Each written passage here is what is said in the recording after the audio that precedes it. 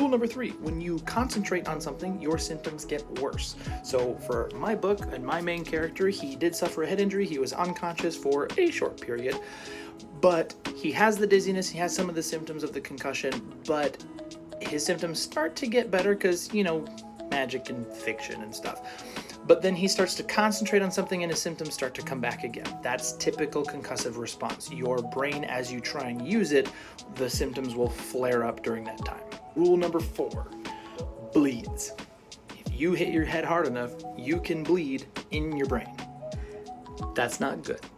This one looks a little bit different. If you have a bleed in your brain, your symptoms will progress and get worse and get worse and get worse minutes or hours after the injury.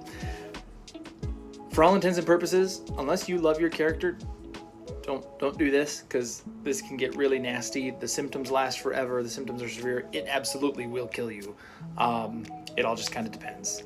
The older you are, the easier it is for this to happen. You can get brain bleeds just by falling. If you're young and otherwise healthy, you gotta get hit pretty hard, which is why I focused more on the concussion side. Lastly, I just want to mention rule number 5, which is tolerance. Your brain cannot become more tolerant to this. So even during physical training or during exercise or any sort of career as being an assassin, or maybe you've been a warrior for 100 years and you're a Fey warrior, 500 years old, I don't care. Your brain cannot get stronger. Your brain doesn't get any more tolerant to being sloshed around in the skull. If you get hit in the head hard enough, you will get a concussion, you will pass out, etc., etc. So keep that in mind if you're writing about Fays or elves or even, you know, that old rustic warrior who's been around the block before. You hit them hard enough, they're gonna pass out.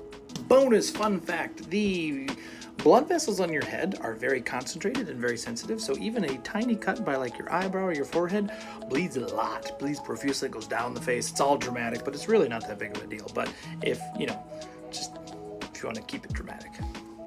That's it. I hope you enjoyed this installment of Fictitious Injuries.